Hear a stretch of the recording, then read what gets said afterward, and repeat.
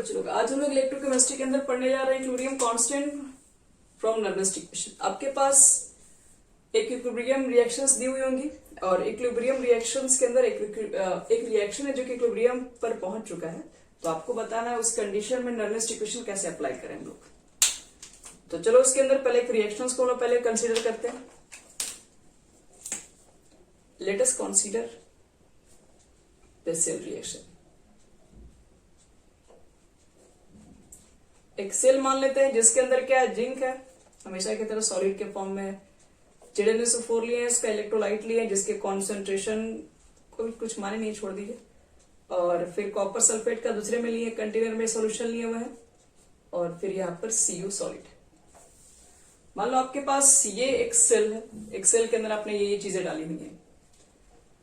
अब देखो, in this reaction, in this cell बोल सकते हो, इलेक्ट्रॉन कहां से फ्लो करता है? इलेक्ट्रॉन फ्लो फ्रॉम, तो आप लोग देखे होंगे ये रिएक्शन को बहुत बार करवा चुके हैं। इलेक्ट्रॉन कहां से फ्लो होता है? तो जिंक से निकल के कॉपर के पास जाता है। यानी electron flow from zinc to copper. तो क्या आप मुझे बता सकते हैं कि इलेक्ट्रॉन जब जिंक से कॉपर की तरफ जा रहा है तो फिर करंट कहां से फ्लो कर रहा होगा?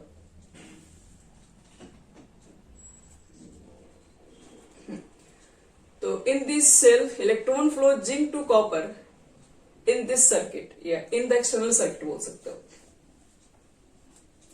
इन द एक्सटर्नल सर्किट। वेयरएज, जबकि whereas the following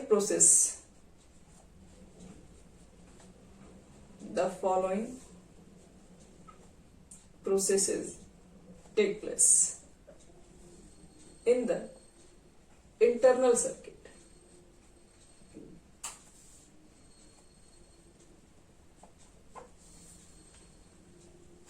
क्या क्या होती है?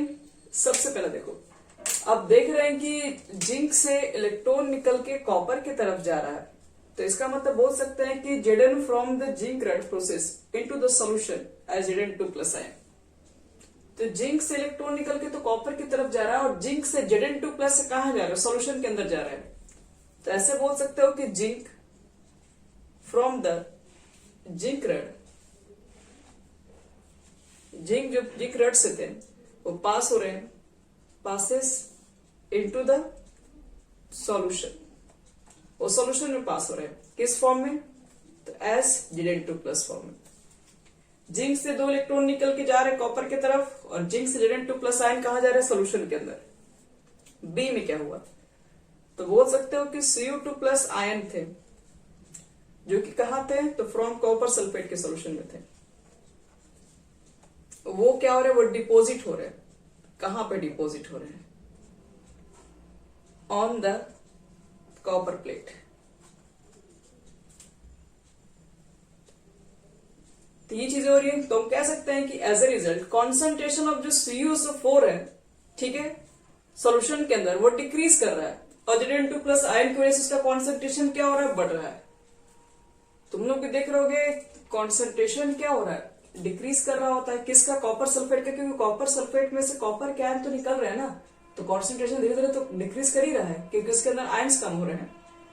Zn के अंदर क्या होता है? Zn के अंदर आप देख रहे हो कि जिंक से Zn2+ आयन सॉल्यूशन में जा रहे होते हैं, तो मतलब उसका कॉन्सेंट्रेशन इंक्रीज कर रहा है। तो अल्टीमेटली एक समय ऐसा भी आएगा कि जिस समय एक ऐसा स्टेज बच्चे लोग क्रिएट हो जाएगा जिस समय आप देखेंगे कि इलेक्ट्रॉन फ्लो होना पूरी तरीके से सर्किट के अंदर बंद हो जाएगा। मतलब एक ऐसा पॉइंट आएगा जिसमें से इलेक्ट्रॉन्स न जा पाएगा, और ना वहां यहां से कोई इलेक्ट्रॉन को गेन कर पाएगा, कॉपर आयन कोई इलेक्ट्रॉन को गेन कर पाएगा। तो उस पॉइंट को बोलते हैं क्या? उस पॉइंट को बोलते हैं इक्विलिब्रियम सिस्टम ने अचीव कर लिया। तो जिंक के कॉन्सेंट्रेशन लगातार बढ़ रहे हैं, कॉपर के कॉन्सेंट्रेशन लगातार क्या हो रहे हैं? कम होते चले जा रहे हैं। तो लिखेंगे नीचे से एक line, as a result the concentration of copper sulfate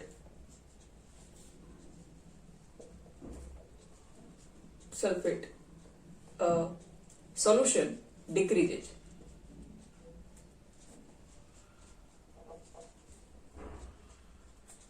whereas that of ZnSO4 solution, concentration को पर बात कर रहे हैं, इंक्रीजेस। और अल्टीमेटली ए स्टेज, और एक स्टेज ऐसा भी क्रिएट होगा, कैसा stage? Comes when the electrode of the two electrode, when the electrode potential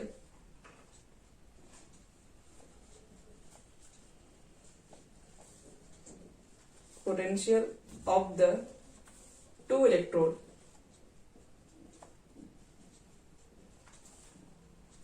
becomes equal.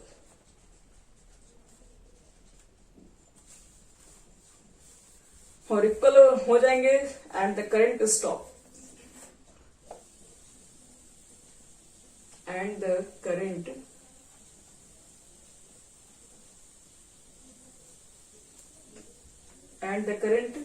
बोल सकते हो कि स्टॉप कर जाएगा फॉलोइंग इन द सर्किट,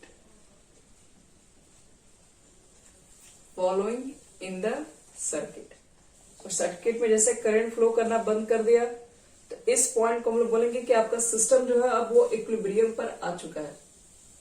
बोल सकते हैं इसके बाद क्या? एंड दिस कंडीशन बोल दो, and this condition the cell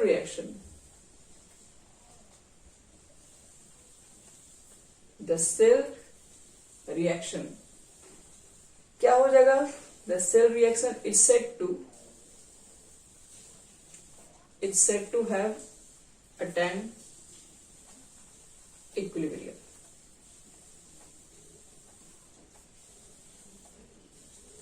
चलिए, पहले तो इक्विलिब्रियम कैसे आता है वो हम बता दिए। आपसे कोई ये नहीं पूछा कि इक्विलिब्रियम कहां से आया, ये सब कुछ नहीं। आपको इक्वेशन कैसे निकालना है वो आपको सीखना होता है। बस चीजें आपको बता दी कि जैसे जैसे क्या होता है कि आप एक इलेक्ट्रोड रिएक्शन मानते हैं जिसके अंदर Zn2+ का कॉन्सेंट्रेशन बढ़ रहा होता है, तो ZnSO4 के अंदर कॉन्सेंट्रेशन बढ़ रहा होता है, कॉपर सल्फेट के अंदर कॉन्सेंट्रेशन डिक्रीज हो रहा होता है।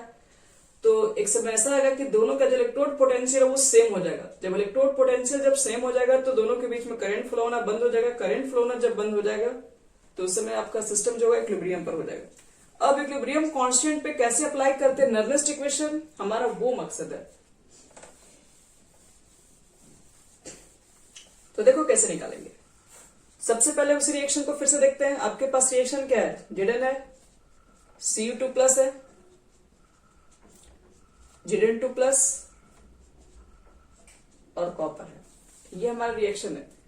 तो इस रिएक्शन में सबसे पहले हम निकालेंगे Kc, इक्विलिब्रियम कांस्टेंट, क्योंकि हमारा रिएक्शन जो है वो कांस्टेंट पर इक्विलिब्रियम अचीव कर चुका है। तो Kc निकालोगे तो Zn2+ Cu लिखोगे, Zn लिखोगे और Cu2+ लिखोगे। और सबको मालूम है कि दोनों प्योर सॉलिड है बच्चे लोग, तो प्योर सॉलिड के कॉन्सेंट्रेशन को 1 ही मान लेते हैं क्योंकि वो रिएक्शन में ज्यादा चेंज होता नहीं है। तो ये आपका हो जाएगा Kc का वैल्यू। अब हम इस पे अप्लाई कर रहे हैं नर्लिस्ट इक्वेशन। अप्लाइंग नर्लिस्ट इक्वेशन, तो नर्लिस्ट इक्वेशन अप्लाई करेंगे तो क्या हो जाएगा? तो वही होता है formula, E cell is equal to E not cell minus 0.0591 बटे में n जगह पे यहाँ 2 हो जाएगा लॉग। यहां पर आप पहले प्रोडक्ट का वैल्यू रखोगे, फिर रिएक्टेंट का वैल्यू। आपको नहीं लगता है कि आप यही चीजें तो रख रहे हो, फिर वापस इसके वैल्यू को यहां लिखोगे, इसके वैल्यू को यहां लिखोगे, प्योर सॉलिड की जगह पे 1 लिखोगे, तो मतलब फाइनली कह सकते हैं शेप हम क्या पुट कर सकते हैं? Kc पुट कर सकते हैं। अगर एक चीज और देखें, यहीं पर हम देखो फाइनली लिखा है तो कैसे लिखते हैं? RT बटे में NF लिखते हैं। अगर उसको जनरल फॉर्म में लिखे Ln लिखते हैं, फिर क्या लिखते हैं? Zn2+ लिखते हो, फिर Cu लिखोगे, फिर Cu2+ लिखोगे, फिर Zn। आप कुछ इस तरीके से लिखेंगे पूरा में। और आपका सिस्टम इक्विलिब्रियम पर आ चुका है बच्चे लोग। तो इक्विलिब्रियम पे तो करंट फ्लो ही नहीं रहा, तो ई सेल की वैल्यू क्या होगी? 0 होगी। तो एक चीज बताओ, क्या ई नॉट सेल की वैल्यू भी 0 होगी? ई नॉट सेल 0 नहीं होता है, ई सेल 0 होता है, क्योंकि करंट फ्लो नहीं हो रहा है। तो नया आप कैसे अप्लाई, तो जब करंट ही फ्लो नहीं हो रहा तो वहां पर उसका मतलब है सेल जो इलेक्ट्रोड पोटेंशियल जो दोनों इक्वल हो चुके हैं तो इसका वैल्यू तो जीरो हो जाएगा। फिर कहोगे ये जीरो क्यों नहीं हो रहा है, ये जीरो कैसे होगा, ये स्टैंडर्ड कंडीशन है, कॉपर का भी कुछ मान होगा स्टैंडर्ड कंडीशन में, कुछ कॉपर का भी मान होगा, कुछ जिंक का भी मान होगा, दोनों के बीच का इलेक्ट्रोड पोटेंशियल कुछ ना कुछ तो होगा ही, ये तो स्टैंडर्ड कंडीशन पे निकाला गया है, तो स्टैंडर्ड कंडीशन पे इसका कुछ ना कुछ तो वैल्यू होगा, ये जीरो नहीं होगा। याद रखना नर्लिस्ट इक्वेशन के अंदर ई सेल जीरो होता है, ई नॉट सेल कभी जीरो नहीं होता है, इस चीज को ध्यान में रखना, क्योंकि यहाँ पर देख रहे हो कि इलेक्ट्रोड अलग अलग है आपके पास है, इलेक्ट्रोड अलग है तो ई नॉट सेल थोड़ी ना जीरो हो जाएगा, तो ई नॉट सेल तो रहेगा लेकिन करंट फ्लो नहीं हो रहा है, इसकी वजह से ई सेल की वैल्यू जो है वो आपके पास जीरो हो चुकी है। अब इसको कन्वर्ट करते हैं लॉग में, तो क्या लिखते हैं 0.0591 और बटे में n लिखते हैं और ln को लॉग लिखते हैं और बचेगा आपके पास Zn2 प्लस Cu2 प्लस, जिसको हम लोग शॉर्ट में Kc भी लिखते हैं, और इसको अगर इधर लाओगे तो दोनों तरफ माइनस माइनस कैंसिल करके फाइनल इक्वेशन क्या बन जाएगा, ई नॉट से 0.0591 बटे में n लॉग Kc, ये है 25 डिग्री सेल्सियस, क्योंकि इसको आपने RT के ऊपर आपने पुट किया 25 तब जाके फॉर्मूला बनाया। तो ध्यान रखना यही नर्वस इक्वेशन होगा अगर इक्विलिब्रियम कांस्टेंट अगर आपके पास किसी भी रिएक्शन के अंदर अगर दिया हुआ, सॉरी रिवर्सिबल रिएक्शन होना चाहिए, आपके पास कोई भी रिवर्सिबल रिएक्शन है और उसके अंदर इक्विलिब्रियम अचीव हो चुका है तो आपको उस पर नर्वस इक्वेशन को अप्लाई करना है। तो नर्वस इक्वेशन के अंदर जब भी इक्विलिब्रियम बात होगी तो याद रखना ICL आपका जीरो हो जाएगा। आपसे एक नंबर में ऐसा भी क्वेश्चन किए जा सकते हैं, इक्विलिब्रियम कांस्टेंट है तो उस कंडीशन में ई नॉट सेल की वैल्यू क्या होगी, तो ई नॉट सेल की वैल्यू जीरो नहीं होती है, ई सेल की वैल्यू जीरो होती है। और कॉन्सेंट्रेशन सेल में क्या बताया, कॉन्सेंट्रेशन जो आपके पास सेल होगा उसमें ई नॉट सेल का मान जीरो हो जाता है, क्योंकि उसमें दोनों इलेक्ट्रोड्स सेम पुट कर देते हैं, दोनों का इलेक्ट्रोड पोटेंशियल जब सेम है तो जीरो ही होगा उसके अंदर। तो ये हमारा equilibrium constant from nervous equation complete हो गया।